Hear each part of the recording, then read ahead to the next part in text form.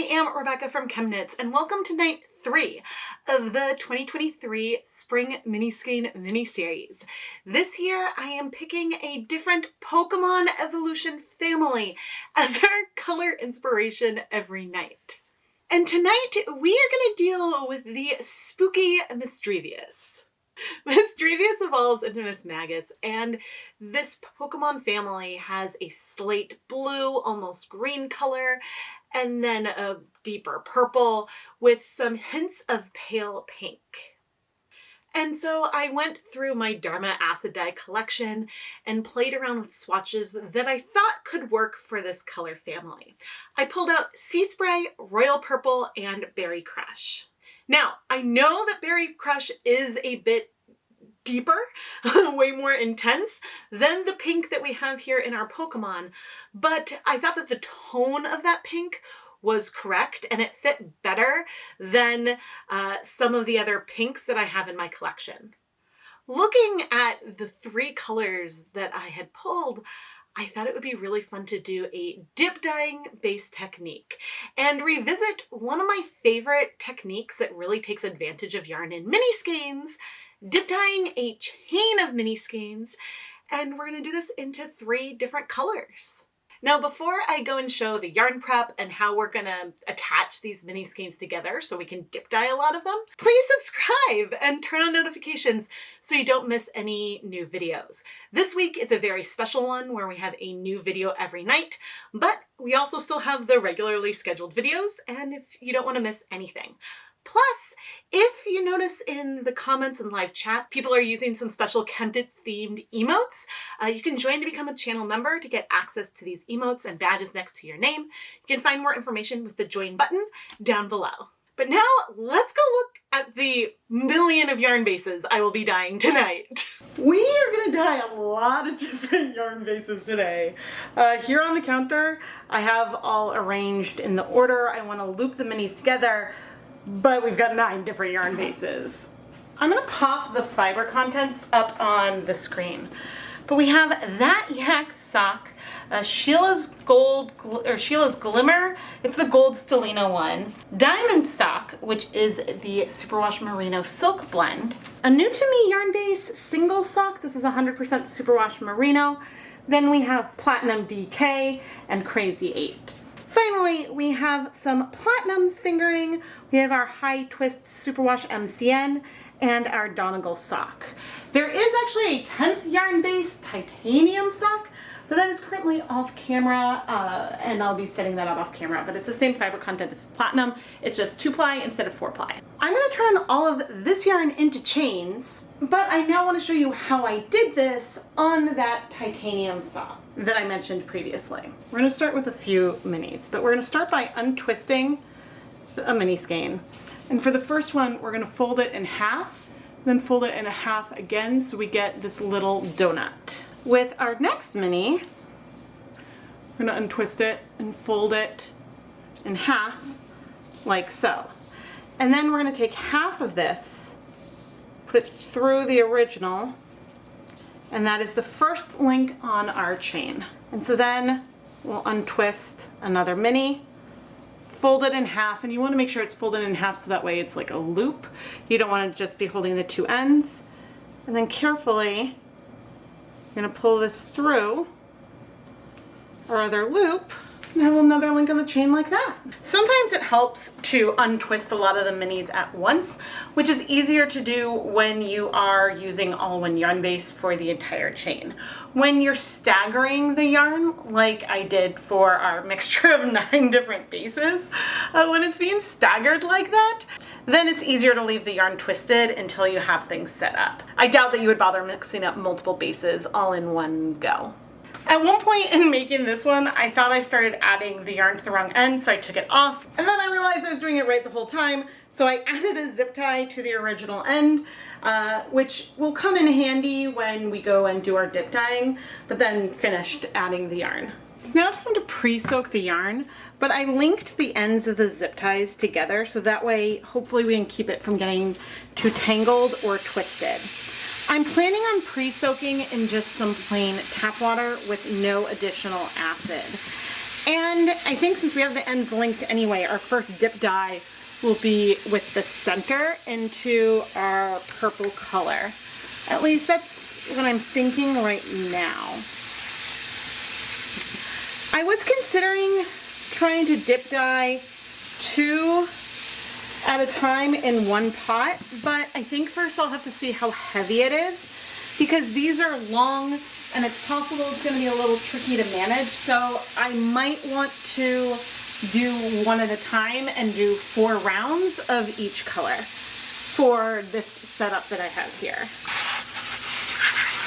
I was considering only pre-soaking for about an hour, but looking at the time and thinking about when I need to pick up my kids, it might make more sense for me to get started with the dip dyeing first thing tomorrow morning, just in case it's going to take longer than I expect if I have to reset dye baths and things. That way I can finish a set in one day. So yeah, I think I'll just pre-soak this overnight.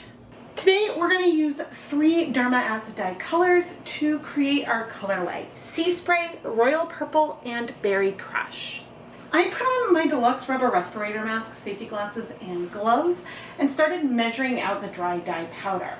I measured out 1 gram of each color, but I did this a couple of times.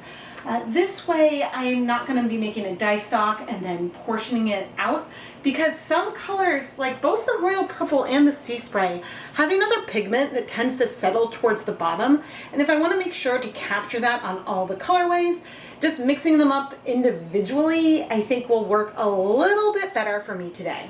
I dissolve the dye in just some hot tap water, not worrying about the volume, and then set it aside so we could go and set up our dye bath.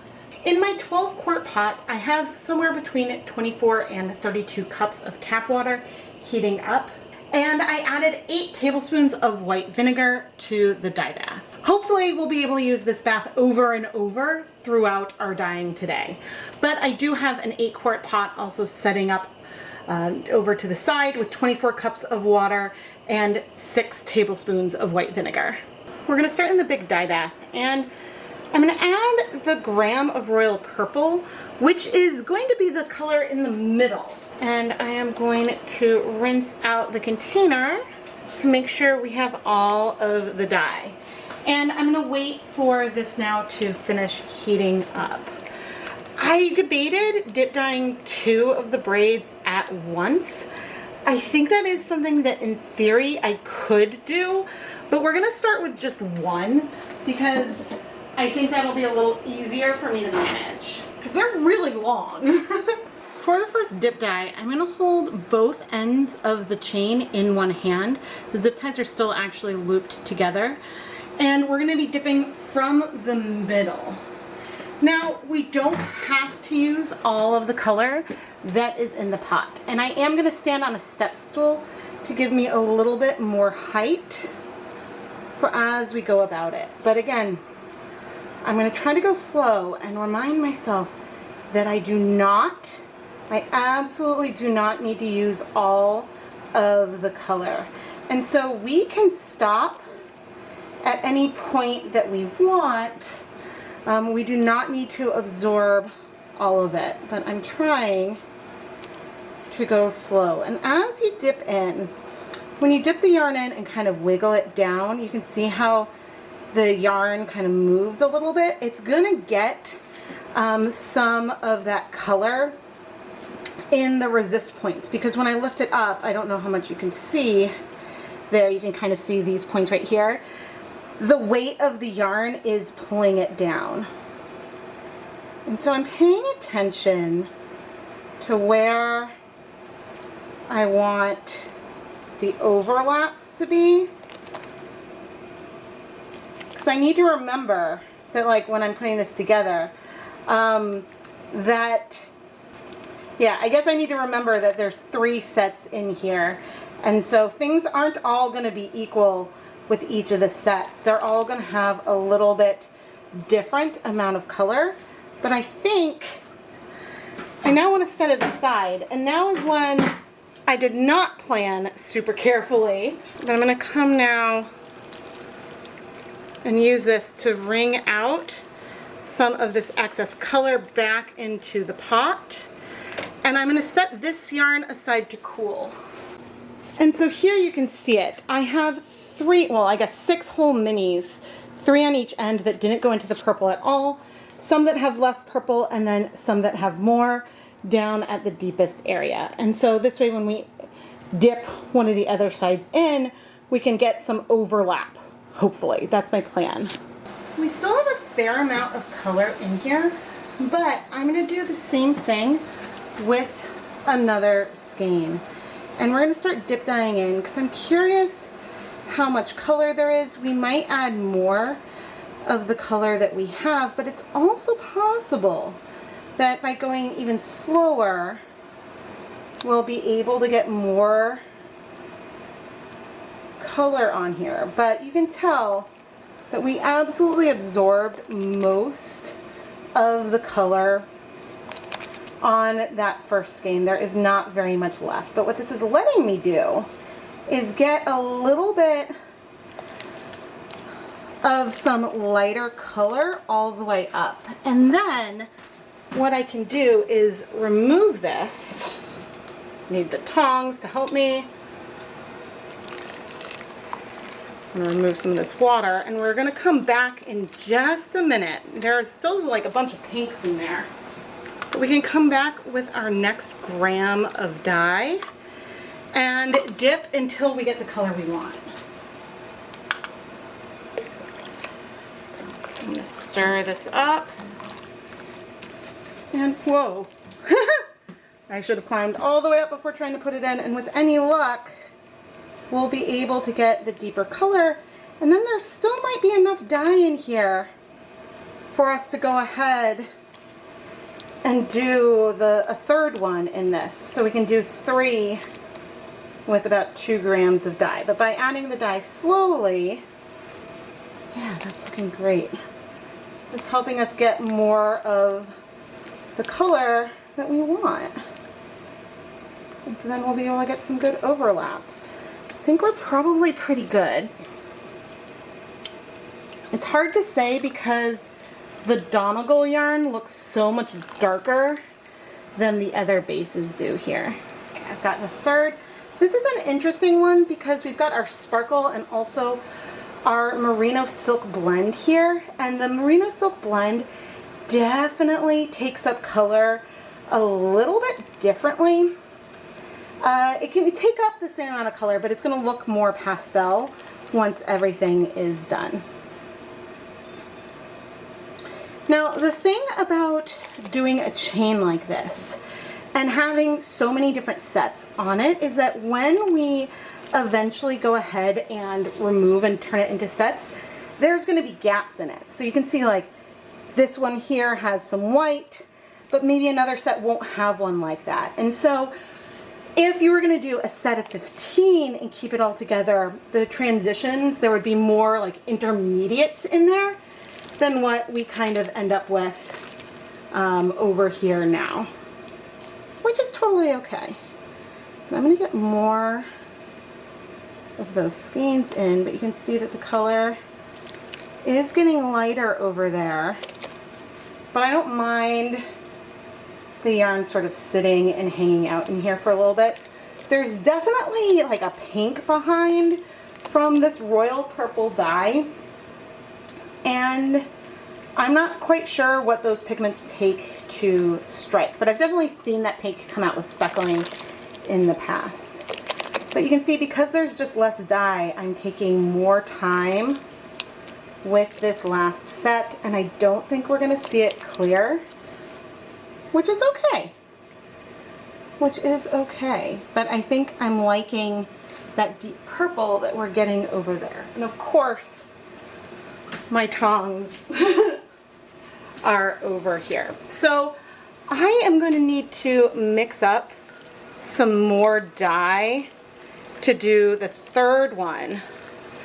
But I think rather than, this is so pretty, but I think instead of measuring out 1 gram of dye, I'm just going to measure out 0.6 grams of dye, add it to the pot, finish dip dyeing our 4th chain. I probably won't show all 4 of them in the future. We're just figuring things out right now.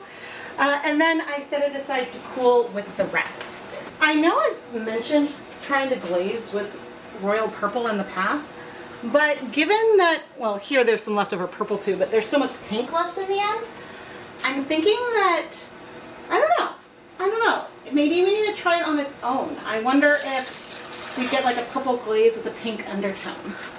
But as for this leftover color, there is some of certainly a lot of pink, but yeah, I mean that purple tone, you can see it's really striking pretty quickly, and the pinks are going to take longer. So I'm curious what we're going to get here. I'm adding in this yarn mop because I'm hoping to mop and suck out this color from the pot so that way it's clear and we can reuse it for another color. So I'm going to leave this in here for 30 minutes and we'll check back in on it before we start doing our next color. And the reason why we're waiting is that I'll also give this a little bit of time to cool. I will have a cool end to hold on to, but actually I will probably have half of this in a bin to the side, and I'll put another zip tie at the center point to help me dip just one end of this, probably into the sea spray next, is my thought. I think that with 1 gram is going to be a lot lighter. So we'll see how much of that color we use. But I am thinking that if I do another batch of 4 of these, I will probably do 0.6 grams of royal purple for each set. After just 10 minutes, almost all the dye in the dye bath is gone. And I'm not seeing any real bright pinks in here. I'm not sure what that pink pigment is. It looked like there was a lot of it, but really there wasn't much of it. And we had accumulated a lot of those pinks over the course of dyeing our purple. So I still think royal purple would be good for a glaze. But as for this yarn, we'll reuse this yarn mop to soak up any color we need to for other yarn. And then this pot I'll reuse when it's time for the pink. But then once the other yarn cools, we'll go ahead and use our sea spray. Okay, this is the smaller dye bath. I should put my gloves back on. Now sea spray is a color that if you don't stir it, there is another pigment that settles towards the bottom, which I think means that there was a pigment that does not dissolve super easily. And so therefore that kind of settles towards the bottom of the container. But we've now added the 1 gram. I'm still waiting for the yarn to cool a little more, and then we'll come dip dye. But I do want to stir this up. I reduced the heat to low, and I'm going to come over with the yarn. So I placed a zip tie at the darkest of the purple. You can see some of that resist there. So that way it'll help me visually keep track of where the yarn is. Oh dear. And half of this I'm going to put to the side in a basin. I'm going to climb up onto my thingy again. Okay, because now we're going to dip dye, and the goal is to dip dye about 6 of the minis into this color. And so I'm finding that the yarn towards the back is not actually, what's the word? The yarn towards the back isn't actually staying in that pan, but I'm glad I have it there. So 1, 2, 3, 4, 5, 6. It's okay if a little bit of the 7th goes in, but I'm hoping we'll get some of those blues sort of all over, at least some hints of it, in some of those resist areas that we had. Oh, this is so pretty. I mean, it might make more sense in the future for me to not have it, and right now I'm holding all of the yarn in my hand. It's a little bit easier to raise it up, And so maybe instead of having the zip tie on the middle skein, I'll put it on the one right below that, because then I'll remember, okay, that's where I want the blue to kind of stop. And so this, it is darker and getting a little bit lighter and lighter, which is fine. I think what I want to do is leave the yarn in the pot like this now and let it absorb the color for a little bit, I think, because I don't mind if that color gets a little bit deeper. I think I'm okay with that. And so, yeah, I think I'm gonna leave this for 10 minutes and then we'll come back. You know, one perk of labeling the very center skein is that I will be able to use that once I go and do the other side as well. I don't have the best way to do this, but I'm going to set this aside to cool so we can add our final color. But we have like this perfect light greenish color going into this deep purple, which is going to go into a very deep pink. And there'll be some bits of white in there as well, but I'm very excited. And there are some that are going to be a little variegated, but we have some pops of that blue that have come through some of those purples, and so I'm very excited about that. I added the other gram of sea spray that we had mixed to the same dye bath, and then dip dyed one of the other sets using the same overall technique that I used with the first one. Yes, I'll have to go measure out more dye for the last two, which I'll dip dye off camera, but the nice thing is that we know that this proportion works well and that we know we're able to absorb all the dye. Yes, I do plan to steam set this yarn in the end because especially all of the purple section, that did not get heat for very long, but this process allows us to get that color that I really wanted. You aren't required to absorb all of the dye with every single step when you're dyeing yarn. After 4 rounds and 4 grams total of the sea spray, there really isn't very much color left here in the dye bath. And I'm not worried about using this pot for more color, at least not in the short term. But I am bringing the yarn mop in, and very quickly it is soaking up a lot of that color. And so now I'm going to turn this dye bath into a steamer basket. I don't think that color did much of anything, but we did soak it up and leave none of it behind. Okay, we're coming back to our original dye bath. I had the heat off. It's still pretty warm, but I need the heat to be back on. And we're gonna come in with our 1 gram of the Berry Crush. Now, I know that this color will be more intense than what was in the Pokemon, but we're not going for literal, we're going for inspiration. Stir this up. And again, we don't have to use all of the dye. We just need to use enough until we're happy with the coverage. But I'm gonna let this warm up a bit and then we'll dip dye into this pink. Okay, let's get ready to dip dye. I know I originally thought that I was, that is pink. I know that I originally thought that I was going to do this 2 at a time, but it's working pretty well. On some of the yarn where I mixed up the yarn bases, it's a little easier to count where I need to go with the color. But ooh-wee, this is bright.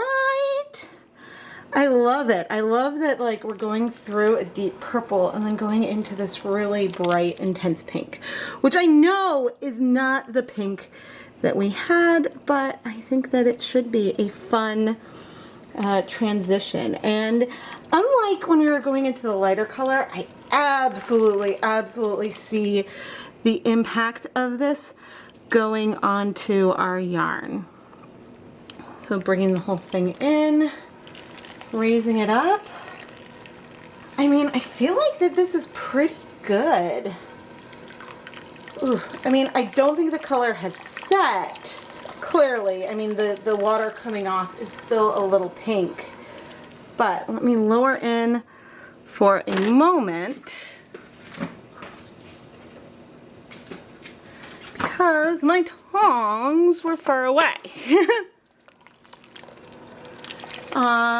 Ooh, this is beautiful. I love the combination of that with the purple. So I'm trying to remove a bunch of the liquid. And now I'm setting it aside, not to cool, and I'm trying to keep, you know, it from touching the whole thing. I'm setting it aside just until we have a steamer basket ready to go, so I can put this whole thing in a steamer basket and steam set for 30 minutes. I'm not sure if there's enough color left to dye the second skein with the amount of color that I want. So I went ahead and just dip dyed into there. The color's absorbing a bit slower, but that's to be expected. I have a feeling it might build up over time, at least a little bit. And so then I decided to go ahead and put the whole thing in for 5 minutes before coming and dipping it a little bit more to just see if we got that color. But I did leave the yarn in for 5 minutes after it was dipped for a bit at least. After the 5 minutes, I added 2 tablespoons of white vinegar and then dipped the yarn in for a little while longer until I was satisfied with the color, and then I removed it so that way I could go steam set it for 30 minutes. Instead of removing it, because we added more acid and there's a fair amount of pink left, I decided that I wanted the color a little darker, so I left the yarn in the pot for 10 more minutes, and then I removed it to go steam set. Now, before we reset this off camera to dye the rest of the yarn, I thought that I would bring over our yarn mop to see about soaking up some of these pink colors. I have a timer going for 20 minutes because that's the amount of time that I have left on my steamer basket. So we're gonna leave this in for 20 minutes because I'm curious in that amount of time how much of the pink will absorb versus how much stays in the pot. The 20 minutes are up and there's still just a little bit of pink in there, just a little bit. We will use this yarn mop again after our next round of dyeing. I love the way that pink and purple are working together for the mop. So I'm gonna go do the dyeing off camera and then we'll peek back in with our yarn mop. We have our last little bit of pink left behind and I'm coming in with our beautiful yarn mop. I'm gonna add a little splash of some vinegar and now I'm going to heat this for 30 minutes. I just realized I was planning on using this same yarn mop when I'm going to dye some sock blanks in a little bit, and I don't know if I'm still going to do that or not. No, I might get another new one because I want to see what this will do here. Alright, it's been 30 minutes. There is still a lot of pink left in here. Hoo-wee, okay. I could leave the yarn in here to cool, but instead I am going to remove it, let it cool completely and wash it off camera. And for the sock blank, we'll start a new yarn mop. But I think I'll also end up resetting the dye bath to dip dye the sock blanks just because there is so much pink left. Probably if I left the yarn in here to cool, then all of that would absorb, but it also could be a bleeding source, and so we don't want to deal with that. Let's wash the first of our chains. And now that we are done, I actually am going to re-hook, I think these two zip ties together, and remove the one that was in the middle, just to help keep things orderly. And I'm going to add a little bit of some dish soap here into the pan. I'm hoping that we're not going to see any bleeding, but we could. The pink might be a bleeder, but by not taking all those pigments it took a while to absorb, we may have lucked out because I'm not seeing any bleeding and we have had soap.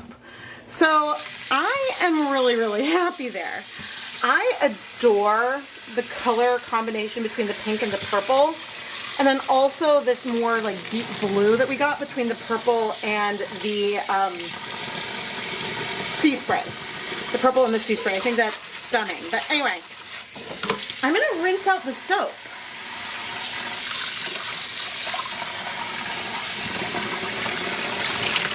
But we're gonna do another check. Yeah, there's no bleeding. This is great. I'm gonna finish rinsing out the soap. Then we're gonna put the yarn through my spin dryer and hang it up to dry still in these chains. I could undo this now, but this resist that we have here isn't gonna add a lot of crimp to the yarn, and it's really just a nice way to keep things really organized. But now I have one last little dyeing project that I wanna do. For the 2023 SMSMS, I wanted to dye sock blanks using the similar technique from the mini skein colorways I was dyeing. So I took 2 pre-soaked sock blanks, Knit Picks Stroll, which is 75% superwash merino wool, 25% nylon, and Knit Picks Hawthorn, 80% superwash fine Highland wool, 20% polyamide, to recreate this dip dyed into 3 colors colorway. I reset the kettle with 24 cups of water and 8 tablespoons of white vinegar. Now, there are going to be some differences between our mini skein colorways and the sock blanks.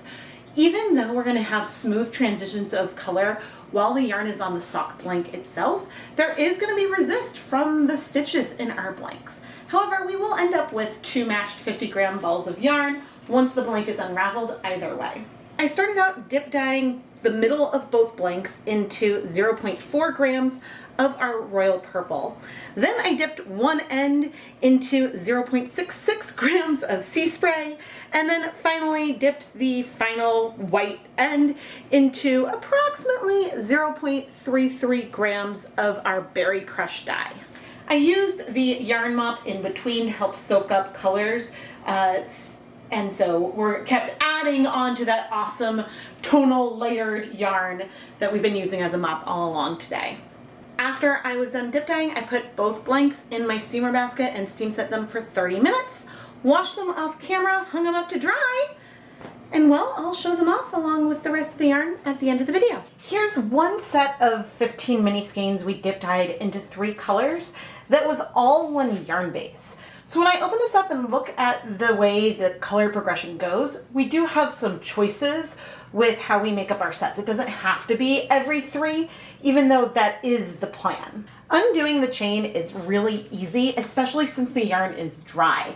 It makes it a little easier to make sure that you have each mini not tangled, the yarn's all going in the right direction. Maybe I would even give the mini a little snap to just help it be more ordered. Right now, looking at the yarn, it's hard to even picture those transitions because you see it's really fade from the sea spray into the purple and then into the pink. But not only do we have an actual blend of the hues themselves, we do have variegated patches of the 2 colors from the way that the yarn dip dyed and dipped into itself. And you can also see some of these sections as the yarn transitions from purple into the pink. I'm going to twist this yarn into mini skeins now, keeping everything in the same order. I think twisted up, the transition colors are, I guess, easier to read, where we have a little bit of purple, a little bit of teal, and then, I mean, this one's only a little bit, but something in between. And same with the pink. They all have a bit of pink and purple. This one has a little bit less. And so there are also differences between the skeins on either end over here as well. But yeah, they're just differences that we can see. And so now I'm going to arrange this into, I think, some sets. And let's start by just taking 1, 2, 3, 1, 2, 3. I think that was the way I did it.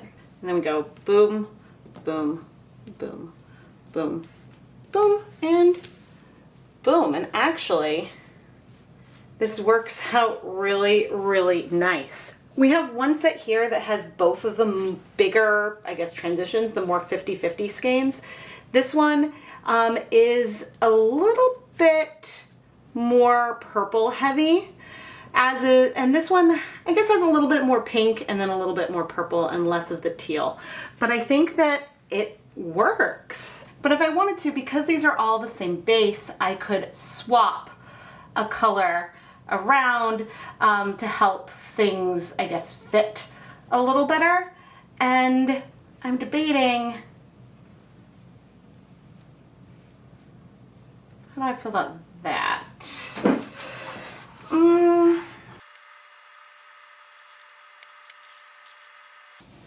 Well, I've just cycled everything around a lot.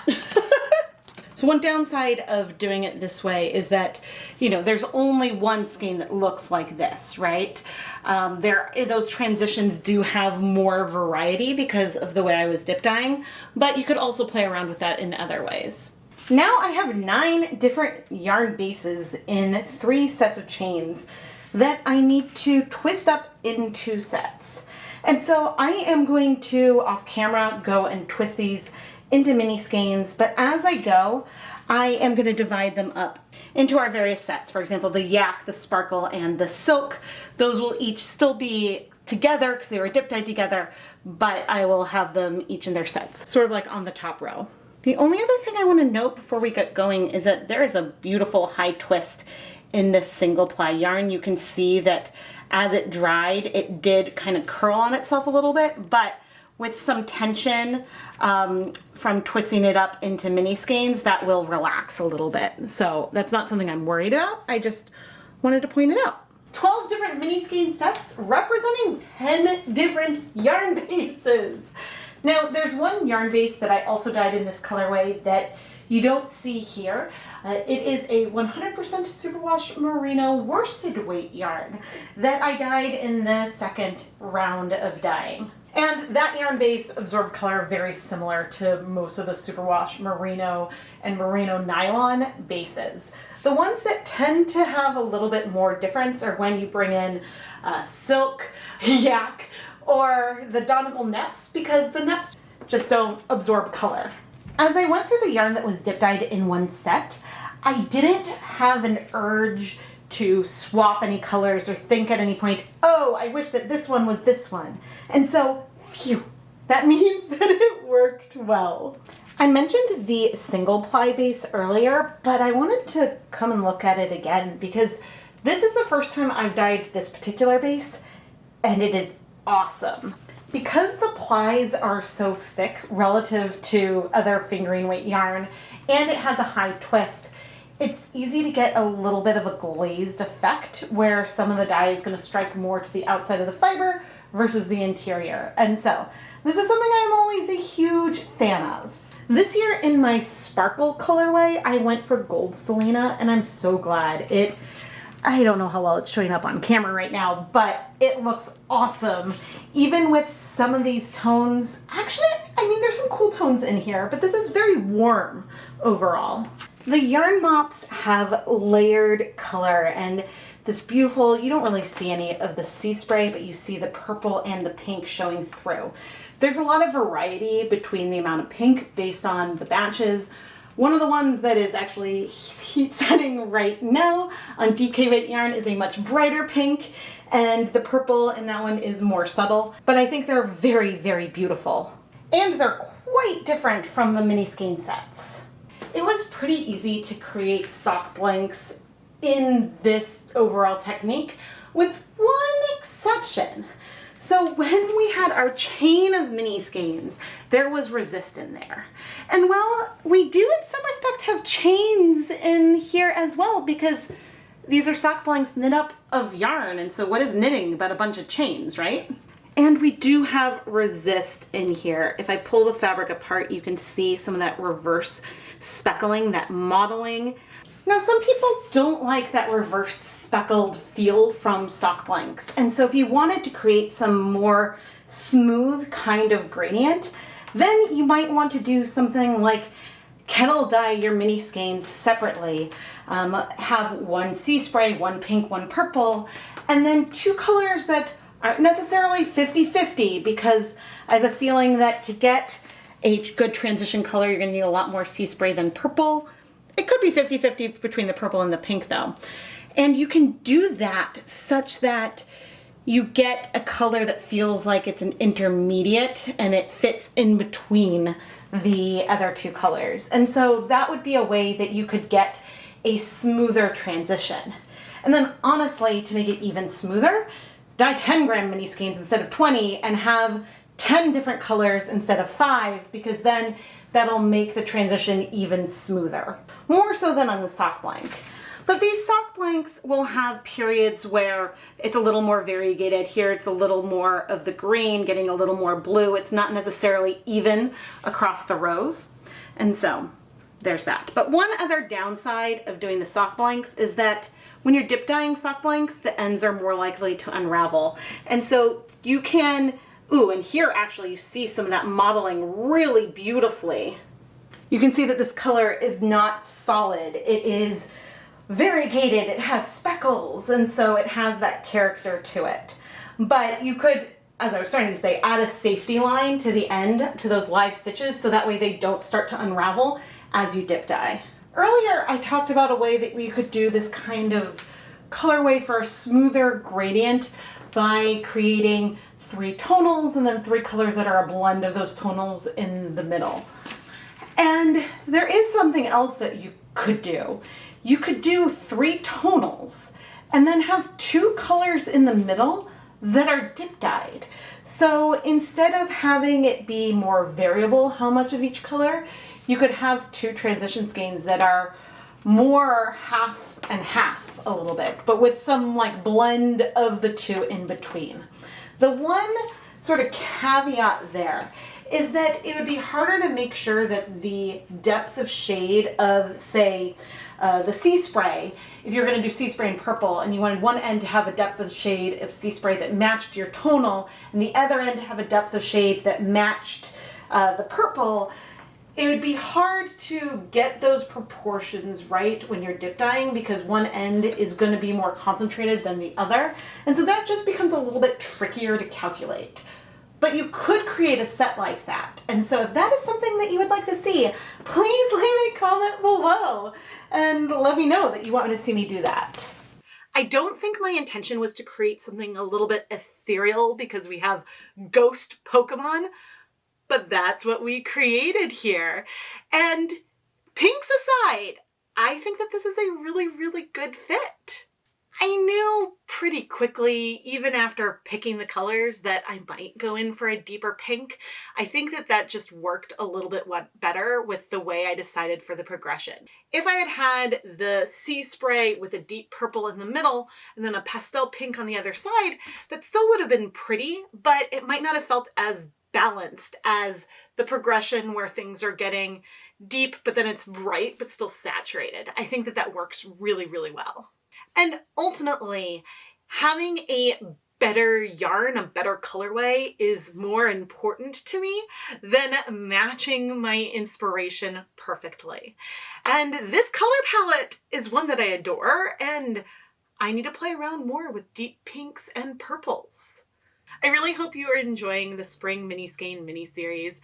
I cannot wait to show you what Pokemon is our color inspiration for night 4. If you are enjoying these videos and want a way to help support the ChemKnits Tutorials YouTube channel, besides subscribing, so that's the biggest thing you can do, go and check out the ChemKnits Creations Etsy shop where you can find more yarn that is dyed in this year's SMSMS. And I think that future Rebecca has updated the shop so that way when you go and pick the yarn base, you could see what nights of yarn are available. So that way you know which one you're getting, I think. Current Rebecca will leave the pinned comment down below. I am Rebecca from ChemKnits, and thank you so much for watching.